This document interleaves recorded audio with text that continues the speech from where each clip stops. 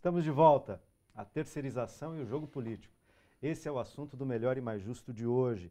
Para essa conversa estão aqui comigo Jorge Luiz Souto Maior, jurista e professor livre-docente de Direito do Trabalho Brasileiro na Universidade de São Paulo, Largo São Francisco. E Clemente Gans Lúcio, sociólogo e diretor técnico do Departamento Intersindical de Estatística e Estudos Socioeconômicos, o DIEESE.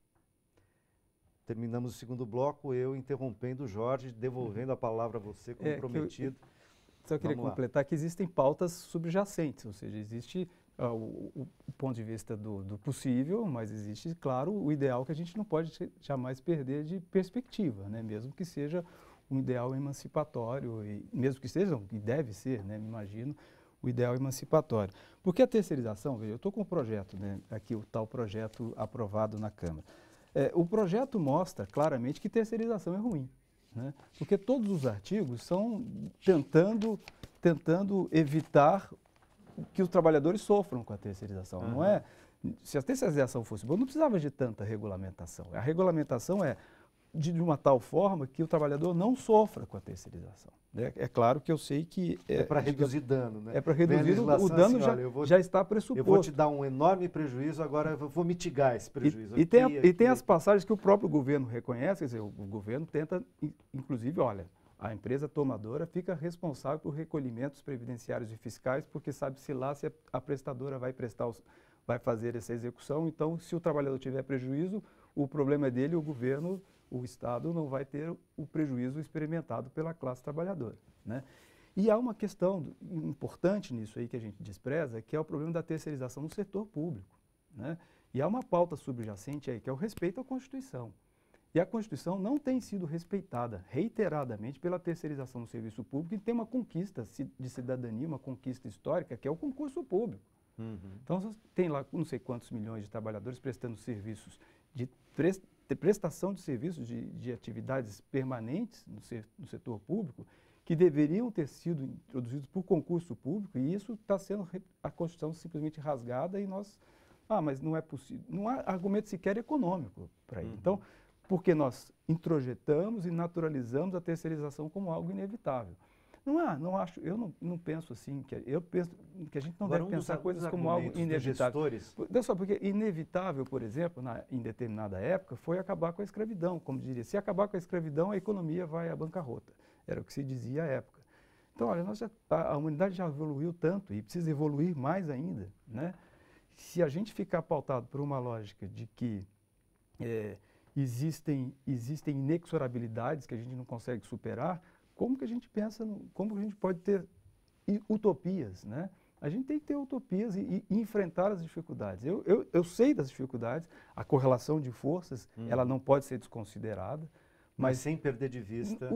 A questão principiológica não pode ser perdida de vista. E quando você pensa em direito do trabalho, o direito do trabalho construído para esse enfrentamento teórico, né? Para auxiliar, inclusive, os trabalhadores, porque os trabalhadores, na correlação de força, eles podem ter maiores dificuldades na sua ali. O direito do trabalho vem para estabelecer o princípio que o trabalho humano não é mercadoria de comércio e de que é possível, então, avançar nesta pauta da melhoria das condições econômicas e sociais dos trabalhadores e pela efetividade dos direitos humanos. Então, pelo menos dentro do sistema capitalista, nós estamos pensando dentro do sistema capitalista de produção, hein?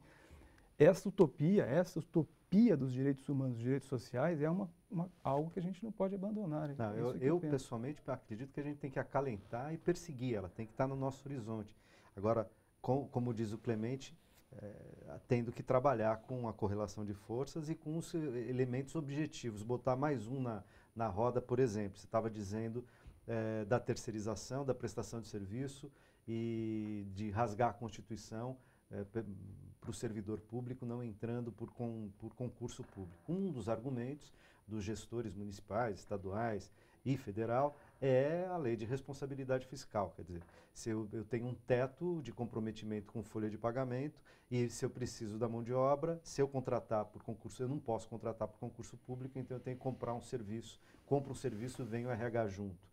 Essa é uma questão que tem sido colocada e que é complexa sob vários pontos de vista, e eu estou pensando não só no drible da legislação, estou pensando no gestor que eventualmente não gostaria de contratar por concurso público, mas ou não pode esperar o tempo, ou não pode estourar os seus limites, etc. Isso é uma questão. A outra questão que está no serviço público e está no privado é a chamada pejotização, né? Quer dizer, a contratação de serviços, transformar as pessoas, cada um em uma empresa, né? Que é também uma coisa que tem crescido muito no Brasil e que é um tipo de terceirização, tá certo? Exato. A dificuldade é nós trabalharmos a mediação entre os nossos valores, o que a gente propugna como valores, como metas, sonhos, utopia, desejos coletivos e individuais, permeando relações que são relações que produzem, muitas vezes, desigualdade. Se nós olharmos do ponto de vista histórico, como o Jorge bem falou, a própria CLT é uma construção política de proteção de mínimos em função de situações de desproteção. Então, nesse sentido, atuar para a regulação da terceirização é fazer aquilo que historicamente a CLT fez ao longo das décadas em que ela está posta. Ela é um padrão de partida, nenhuma contradição objetiva naquele momento. Nem sempre ela foi uma conquista, porque na sua partida ela também foi uma derrota simultaneamente, derrotando coisas importantes da história da luta dos trabalhadores. Ela é limitada? Ela é limitada porque ela coloca os limites da correlação de força real. Ela não é universal, apesar de estar posta no país, ela era até bem pouco tempo para menos de 40% da força de trabalho, 60% da força de trabalho estavam fora dessa proteção sindical e do próprio direito. Portanto, ela não está posta como um dado objetivo, ela está posta como um dado em disputa. Ela é um instrumento em disputa. Então, quando nós dizemos que nós temos que regular, não estamos dizendo que nós somos a favor da terceirização. O que nós estamos dizendo é que a terceirização é uma prática recorrente, dominante nas relações de trabalho no Brasil, e a disputa deve levar a criar condições de inibir as práticas nefastas que atuam contrário aos interesses dos trabalhadores, gerando desigualdade, gerando uma situação de precarização e insegurança, e dando aos sindicatos e dando ao Estado a capacidade de diminuir essa desigualdade. Os empresários, pelo contrário, vêm e dizem: nós queremos uma legislação que nos garanta o direito de fazer o que nós queremos, no limite de que a lei nos permita fazer o que a gente quer. Mas, escuta, é que aí há uma contradição em termos que a gente precisa evitar, do ponto de vista até do embate ideológico que seja. Porque se a gente admite a terceirização na atividade meio, e é contra a terceirização na atividade fim, porque a terceirização é ruim, nós estamos admitindo o ruim para 12 milhões de trabalhadores.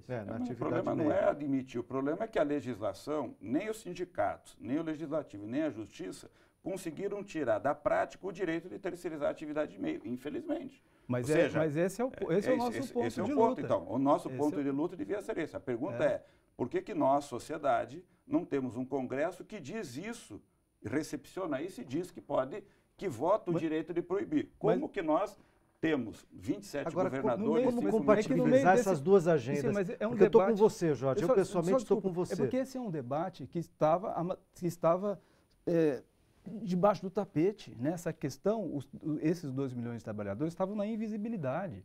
Quando a terceirização chega à pauta e ganha a grande mídia e ganha a população, todo mundo está discutindo isso. Exato. Então é um momento que se tem, do ponto de vista da oportunidade política, de sair de um risco de uma ampliação da terceirização, né, que sabe-se lá o que será, e uma ampliação da terceirização sem querer ser trágico, mas a ampliação da terceirização do jeito que se quer fazer é a barbárie, que não vai interessar a ninguém, não interessa nem o setor econômico, não interessa a ninguém. É uma tentativa política, de dividendo político, que põe em risco o próprio modelo de capitalismo, é uma coisa absurda.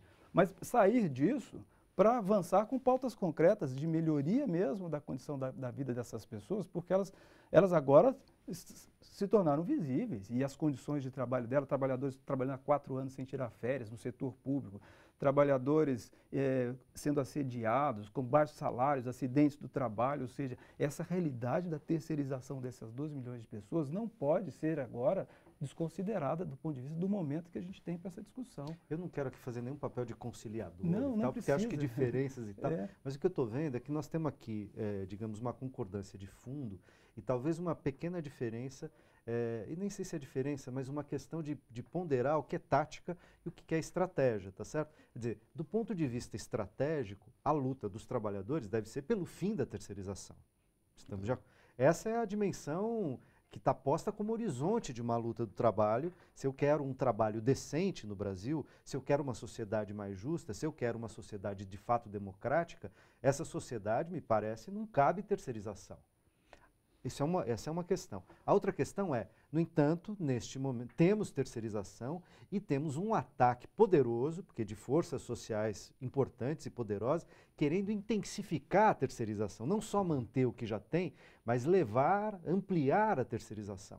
Então nós temos que, taticamente, barrar esse avanço, né? Tem que barrar esse avanço, tem que segurar isso, tem que mitigar isso, para poder, inclusive, recolocar a pauta fundamental, que é terminar com a terceirização. Agora, nesse momento, o risco é ampliar a terceirização. Temos que evitar isso. Exato. Acho que isso, em alguma medida, o resultado da luta no Congresso, na Câmara, das centrais, levou a que a segunda votação, quando vai tratar da atividade fim, a diferença fosse radicalmente diminuída, levando ao Senado a preocupação de que eles não poderiam continuar um processo legislativo que dava, e acho que concordo com o Jorge, inclusive nós temos dito isso para os empresários, qual é o interesse de você regular isso desse jeito? Vocês só vão ampliar o conflito, a judicialização do processo, porque nós vamos continuar colocando na justiça o problema, a justiça continuará intervindo, dizendo que isso não pode ser feito assim.